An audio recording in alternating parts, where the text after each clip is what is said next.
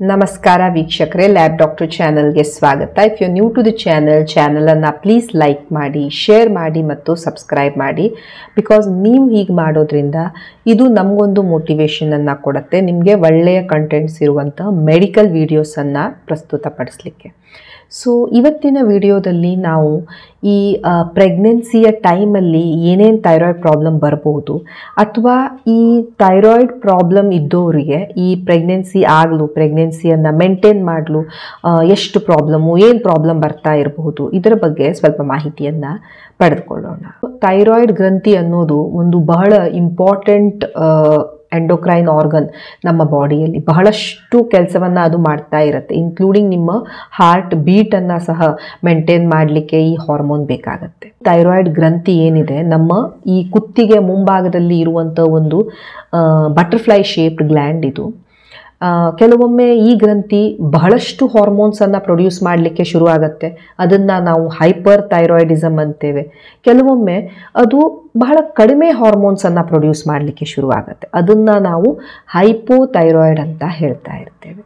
And ಈ ಥೈರಾಯ್ಡಿನ ಪ್ರಾಬ್ಲಮ್ಸನ್ನು ನಾವು ಈ ಪ್ರೆಗ್ನೆಂಟ್ ಮಹಿಳೆಯರಲ್ಲೂ ನೋಡ್ತಾ ಇರ್ತೇವೆ. ಆ್ಯಂಡ್ ಕೆಲವೊಂದು ಮಹಿಳೆಯರಿಗೆ ಯಾರಿಗೆ ಈ ಥೈರಾಯ್ಡಿನ ಪ್ರಾಬ್ಲಮ್ಸ್ ಬರ್ತವೆ, ಹೈಪೋನೋ ಹೈಪರೋ, ಅವ್ರಿಗೇನಾಗತ್ತೆ ಈ ಮಕ್ಕಳನ್ನು ಮಾಡಿಕೊಳ್ಳಿಕ್ಕೆ ಪ್ರಾಬ್ಲಮ್ ಆಗ್ತಾ ಇರುತ್ತೆ. ಸೊ ಸಪೋಸ್ ನೀವು ಮಗು ಮಾಡ್ಕೊಳ್ಬೇಕು ಅಂತ ನೀವು ಪ್ಲ್ಯಾನ್ ಮಾಡ್ತಾ ಇದ್ದೀರಾ, ಆ್ಯಂಡ್ ನಿಮಗೆ ಈ ಥರದ ಥೈರಾಯ್ಡ್ ಪ್ರಾಬ್ಲಮ್ ಇದೆ ಅಂದರೆ ಡೆಫಿನೆಟ್ಲಿ ನೀವು ಕನ್ಸೀವ್ ಆಗಬಹುದು, ಪ್ರೊವೈಡೆಡ್ ನೀವು ನಿಮ್ಮ ಡಾಕ್ಟರಿನ ಜೊತೆ ಡಿಸ್ಕಸ್ ಮಾಡ್ತೀರಾ, ರೆಗ್ಯುಲರ್ಲಿ ಬ್ಲಡ್ ಚೆಕಪ್ ಮಾಡ್ಕೊಳ್ತೀರಾ, ಆ್ಯಂಡ್ ಅದಕ್ಕೆ ತಕ್ಕ ಹಾಗೆ ಟ್ರೀಟ್ಮೆಂಟ್ ತೊಗೊಳ್ತೀರಾ. ಆವಾಗ ನಾವು ಒಂದು ನಾರ್ಮಲ್ ಪ್ರೆಗ್ನೆನ್ಸಿಯನ್ನು ಪಡಿಬಹುದು, ಆ್ಯಂಡ್ ಅದನ್ನು ಸಸ್ಟೇನ್ ಮಾಡಿಕೊಂಡು ನಾರ್ಮಲ್ ಬೇಬಿಯನ್ನು ಡೆಲಿವರಿ ಸಹ ಮಾಡ್ಬೋದು. ಎಸ್, ಈ ಥೈರಾಯ್ಡ್ ಪ್ರಾಬ್ಲಮ್ ಇದ್ದಾಗ ಕೆಲವೊಬ್ಬರಲ್ಲಿ ಪ್ರೆಗ್ನೆಂಟ್ ಆಗಲಿಕ್ಕೆ ಕೆಲವೊಂದು ಪ್ರಾಬ್ಲಮ್ಸ್ ಆಗ್ತಾ ಇರ್ತವೆ, ಕೆಲವೊಬ್ಬರಿಗೆ ಮಿಸ್ಕ್ಯಾರೇಜ್ ಆಗ್ತಾ ಇರುತ್ತೆ, ಗರ್ಭಪಾತವಾಗ್ತಾ ಇರ್ತವೆ. ಡಾಕ್ಟರ್ಸ್ ಆವಾಗ ಈ ಥರದ ಬೇಸಿಕ್ ಟೆಸ್ಟನ್ನು ಡೆಫಿನೆಟ್ಲಿ ಮಾಡ್ತಾರೆ.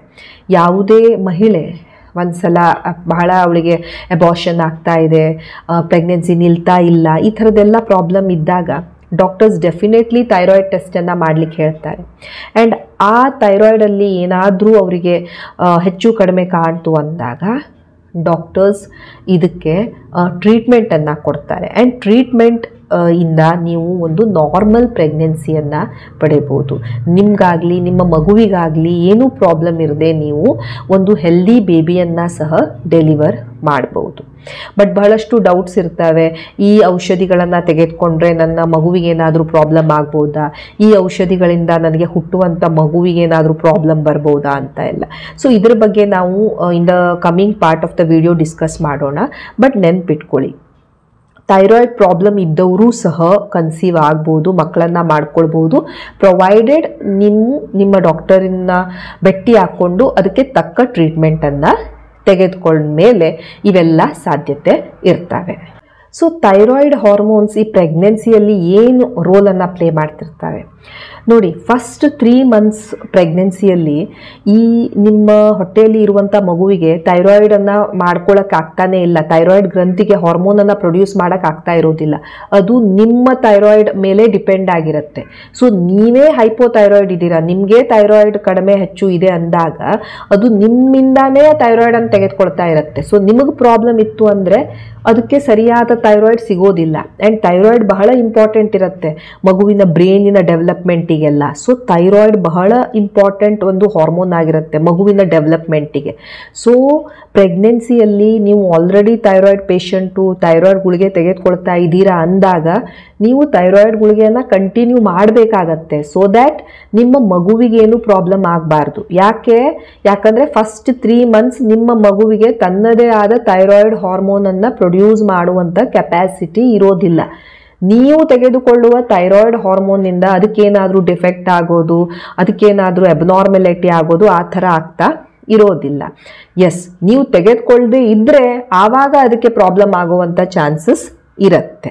ಎರಡನೇದು, ಬೈ ಅರೌಂಡ್ 3 months ಆದ ನಂತರ ಅರೌಂಡ್ 4 monthsಗೆಲ್ಲ ಅದು ಸ್ವಲ್ಪ ಥೈರಾಯ್ಡನ್ನು ಪ್ರೊಡ್ಯೂಸ್ ಮಾಡೋಕ್ಕೆ ಶುರು ಮಾಡುತ್ತೆ ಮಗು. And by 5th month only ತಂದ ನಾರ್ಮಲ್ ಥೈರಾಯ್ಡನ್ನು ಅದು ಪ್ರೊಡ್ಯೂಸ್ ಮಾಡ್ತಾ ಇರುತ್ತೆ. ಸೊ ಅಲ್ಲಿವರೆಗೆ ನೀವು ಆ ಮಗುವಿಗೆ ಥೈರಾಯ್ಡ್ ಸಪ್ಲಿಮೆಂಟ್ಸನ್ನು ಕೊಡಬೇಕಾಗತ್ತೆ ನಿಮ್ಮ ಡಯಟಿನ ಮೂಲಕ, ನಿಮ್ಮ ಗುಳಿಗೆಯ ಮೂಲಕ, ಸೊ ದ್ಯಾಟ್ ಮಗುವಿನ ಡೆವಲಪ್ಮೆಂಟಲ್ಲಿ ಏನೂ ಪ್ರಾಬ್ಲಮ್ ಆಗದೇ ಇರಲಿ ಅಂತ.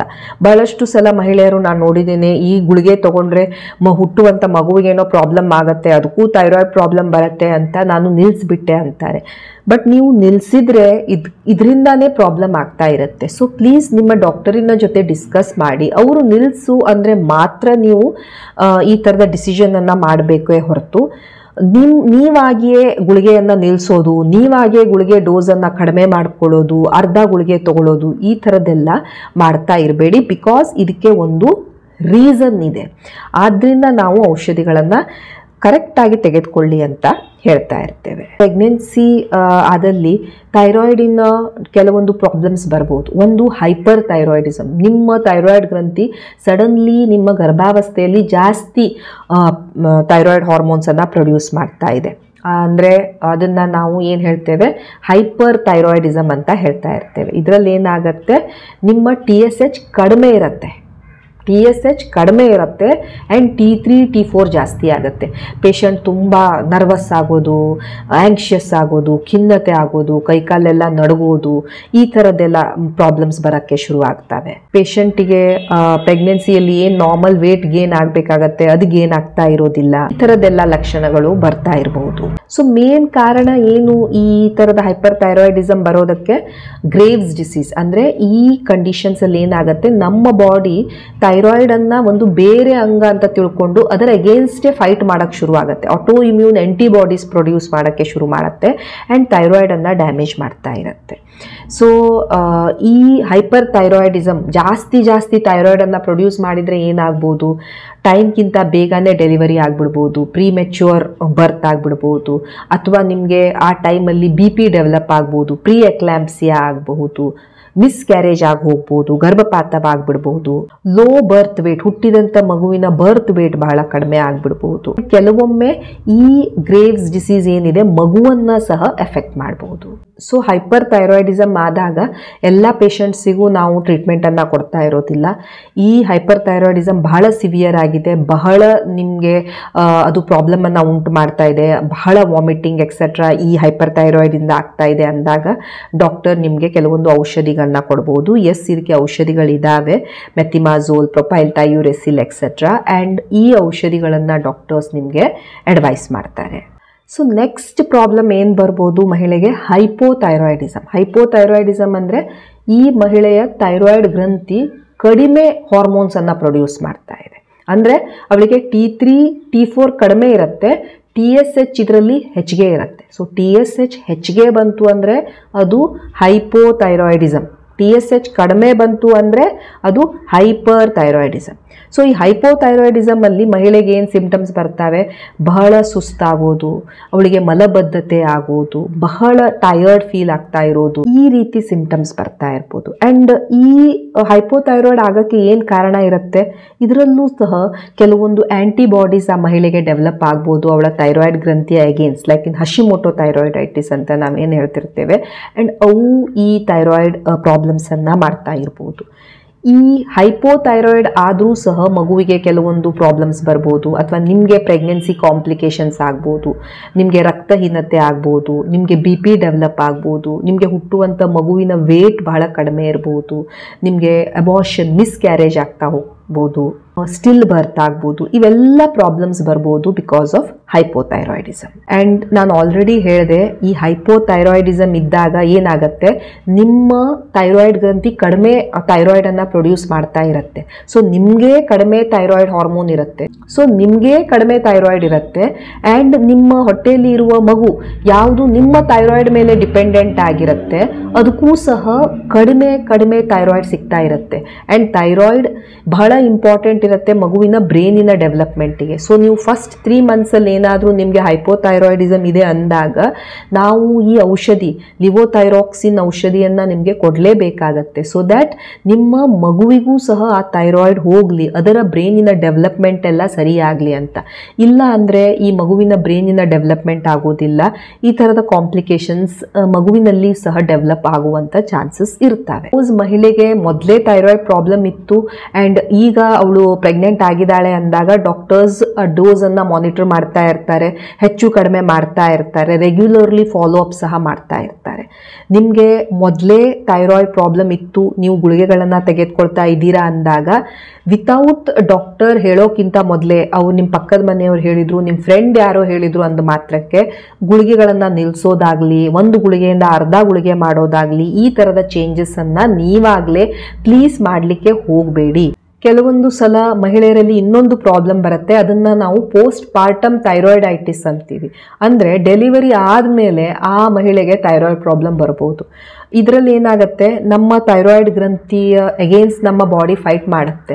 ಸೊ ಈ ಮಹಿಳೆಗೆ ಫಸ್ಟು ಹೈಪರ್ ಥೈರಾಯ್ಡ್ ಆಗ್ಬೋದು ಅವಳು, ಆಮೇಲೆ ಹೈಪೋಥೈರಾಯ್ಡ್ ಆಗ್ಬೋದು. ಕೆಲವೊಬ್ಬರಲ್ಲಿ ಇದು ಸ್ವಲ್ಪ ದಿನಗಳ ನಂತರ, ಸ್ವಲ್ಪ ತಿಂಗಳ ನಂತರ ನಾರ್ಮಲ್ ಆಗಿಬಿಡ್ಬೋದು. ಕೆಲವೊಬ್ಬರಿಗೆ ಅವರು ಲೈಫ್ ಲಾಂಗ್ ಅವರಿಗೆ ಹೈಪೋಥೈರಾಯ್ಡಿಸಮ್ ಬಂದುಬಿಡ್ಬೋದು. ಈ ಥೈರಾಯ್ಡ್ ಹಾರ್ಮೋನ್ಸ್ ಅಥವಾ ಥೈರಾಯ್ಡ್ ಗುಳಿಗೆಗಳನ್ನು ನಾನು ಸ್ತನಪಾನ ಮಾಡ್ತಾ ಇರಬೇಕಾದ್ರೆ ತೊಗೊಳ್ಬಹುದಾ? ಇದರಿಂದ ಬೇಬಿಗೆ ಏನಾದರೂ ಪ್ರಾಬ್ಲಮ್ ಆಗುತ್ತಾ? ಇಲ್ಲ, ನೀವು ಬ್ರೆಸ್ಟ್ ಫೀಡಿಂಗ್ ಮಾಡ್ತಾ ಇದ್ದಾಗಲೂ ಸಹ ನಿಮ್ಮ ಥೈರಾಯ್ಡ್ ಗುಳಿಗೆಗಳನ್ನು ತೆಗೆದುಕೊಳ್ತಾ ಇರ್ಬೋದು. ಇದರಿಂದ ಮಗುವಿಗೆ ಏನೂ ಪ್ರಾಬ್ಲಮ್ ಆಗೋದಿಲ್ಲ. ಎರಡನೇದು, ನೀವು ಪ್ರೆಗ್ನೆಂಟ್ ಆಗಿದ್ದಾಗ ನೀವು ನಿಮ್ಮ ಆಹಾರದಲ್ಲೂ ಕೆಲವೊಂದು ಚೇಂಜಸನ್ನು ಮಾಡ್ತಾ ಇರಬೇಕು. ಸಮತೋಲಿತ ಆಹಾರವನ್ನು ತೆಗೆದುಕೊಳ್ಬೇಕು. ಉಪ್ಪಲ್ಲಿ ಅಯೋಡೈಸ್ಡ್ ಉಪ್ಪನ್ನು ಯೂಸ್ ಮಾಡಬೇಕು. ಯಾಕಂದರೆ ನಮಗೆ ಅರೌಂಡ್ 250 ಮೈಕ್ರೋಗ್ರಾಮ್ಸ್ ಆಫ್ ಅಯೋಡಿನ್ ಬೇಕಾಗತ್ತೆ ನಾರ್ಮಲ್ ಥೈರಾಯ್ಡ್ ಫಂಕ್ಷನ್ ಮಾಡಲಿಕ್ಕೆ during the time of pregnancy. So suppose ನೀವು ಅಯೋಡೈಸ್ಡ್ ಉಪ್ಪನ್ನು ಯೂಸ್ ಮಾಡ್ತಾ ಇಲ್ಲ ಅಂದಾಗ ನೀವು ಈ ಅಯೋಡಿನಿನ ಸಪ್ಲಿಮೆಂಟ್ಸನ್ನು ತೆಗೆದುಕೊಳ್ಬೇಕಾಗತ್ತೆ. ಸೊ ಒಂದು ಸಮತೋಲಿತ ಆಹಾರದ ಜೊತೆ ಈ ಅಯೋಡೈಸ್ಡ್ ಉಪ್ಪನ್ನು ಬಳಕೆ ಮಾಡಿ. ಸೊ ನೆನ್ಪಿಟ್ಕೊಳ್ಳಿ, ಥೈರಾಯ್ಡ್ ಪ್ರಾಬ್ಲಮ್ಸ್ ಬಹಳ ಕಾಮನ್ ಇರ್ತವೆ. ನಾವೊಂದು 5 ಜನ ಮಹಿಳೆಯಲ್ಲಿ ನೋಡಿದರೆ ಒಂದು ಇಬ್ಬರಿಗೆ ಈ ಥರ ಪ್ರಾಬ್ಲಮ್ ಇದ್ದೇ ಇರುತ್ತೆ. ಸೊ ನೀವು ಪ್ರೆಗ್ನೆನ್ಸಿ ಆಗೋಕ್ಕೂ ಕೆಲವೊಮ್ಮೆ ಪ್ರಾಬ್ಲಮ್ ಆಗ್ತಾ ಇರ್ಬೋದು, ಅಥವಾ ಪ್ರೆಗ್ನೆನ್ಸಿ ಆದರೂ ಅದನ್ನು ಥ್ರೂಔಟ್ ದ ಪ್ರೆಗ್ನೆನ್ಸಿ ಮೇಂಟೈನ್ ಮಾಡ್ಕೊಳ್ಳೋಕ್ಕೂ ಕೆಲವೊಬ್ಬರಲ್ಲಿ ಪ್ರಾಬ್ಲಮ್ ಬರ್ತಾ ಇರ್ಬೋದು. But the good news is, ಈ ಥೈರಾಯ್ಡ್ ಪ್ರಾಬ್ಲಮಿಗೆ ಟ್ರೀಟ್ಮೆಂಟ್ ಇದೆ. ನೀವು ಡಾಕ್ಟ್ರನ್ನ ಭೇಟಿಯಾಗಿ ಕರೆಕ್ಟಾಗಿ ಫಾಲೋ ಅಪ್ ಮಾಡಿಕೊಂಡು ಗುಳಿಗೆಗಳನ್ನು ತೆಗೆದುಕೊಂಡ್ರೆ ನೀವು ಒಂದು ನಾರ್ಮಲ್ ಪ್ರೆಗ್ನೆನ್ಸಿಯನ್ನು ಪಡಿಬಹುದು ಆ್ಯಂಡ್ ಒಂದು ಹೆಲ್ದಿ ಬೇಬಿಯ ಡೆಲಿವರಿ ಮಾಡ್ಕೊಳ್ಬೋದು. ಬಟ್ ನೆನ್ಪಿಟ್ಕೊಳ್ಳಿ, ಅವರು ಇವ್ರ ಮಾತನ್ನು ಕೇಳಿ ಮಧ್ಯದಲ್ಲಿ ಗುಳಿಗೆಯನ್ನು ನಿಲ್ಲಿಸದೆ, ಗುಳಿಗೆಯನ್ನು ತೆಗೆದುಕೊಳ್ತಾನೇ ಇಲ್ಲ, ಗುಳಿಗೆ ಡೋಸನ್ನು ಕಡಿಮೆ ಮಾಡಿದೆ, ಹೀಗೆಲ್ಲ ಮಾಡಲಿಕ್ಕೆ ಹೋಗಬೇಡಿ. ಇದರಿಂದ ಬಹಳಷ್ಟು ಅಡ್ವರ್ಸ್ ಇಫೆಕ್ಟ್ಸ್ ಆಗ್ತಾ ಇರುತ್ತೆ. ಬಹಳ ಸಲ ಪೇಷಂಟ್ಸ್ ಇದನ್ನು ಕೇಳ್ತಾ ಇರ್ತಾರೆ, ನಾನು ಲೈಫ್ ಲಾಂಗ್ ಈ ಗುಳಿಗೆ ತೆಗೆದುಕೊಳ್ಬೇಕಾ ಅಂತ. ಗುಳಿಗೆಯನ್ನು ತೆಗೆದುಕೊಂಡು ನಿಮ್ಮ ಥೈರಾಯ್ಡ್ ಹಾರ್ಮೋನ್ ಒಂದು ರೇಂಜಲ್ಲಿದೆ, ನಾರ್ಮಲ್ ರೇಂಜಲ್ಲಿದೆ, ನಿಮಗೆ ಸಿಂಪ್ಟಮ್ಸ್ ಏನೂ ಇಲ್ಲ ಅಂದಾಗ ಡಾಕ್ಟರ್ಸ್ ನಿಮಗೆ ಗುಳಿಗೆಯನ್ನು ನಿಲ್ಲಿಸ್ಬೋದು ಅಥವಾ ಡೋಸನ್ನು ಬಹಳ ಮಿನಿಮಮ್ ಮೇಂಟೆನೆನ್ಸ್ ಡೋಸಿಗೆ ಹಾಕ್ಬೋದು. ಸೊ ಲೈಫ್ ಲಾಂಗ್ ತೆಗೆದುಕೊಳ್ಳೇಬೇಕು ಅಂತ ಏನೂ ಹಾರ್ಡ್ ಆ್ಯಂಡ್ ಫಾಸ್ಟ್ ರೂಲ್ ಇಲ್ಲ. ಬಟ್ ನಿಮ್ಮ ಥೈರಾಯ್ಡ್ ಹಾರ್ಮೋನ್ಸ್ ಒಂದು ರೇಂಜಲ್ಲಿ ಇರಲಿಲ್ಲ ಅಂದಾಗ ನಾವು ಪ್ರೊಲಾಂಗ್ಡ್ ಡ್ಯೂರೇಷನ್ವರೆಗೆ ಈ ಗುಳಿಗೆಗಳನ್ನು ನಿಮಗೆ ಕೊಡಬೇಕಾಗಿ ಬರ್ಬೋದು. Thank you so much for watching the video. Please like, share and subscribe the channel. Thank you.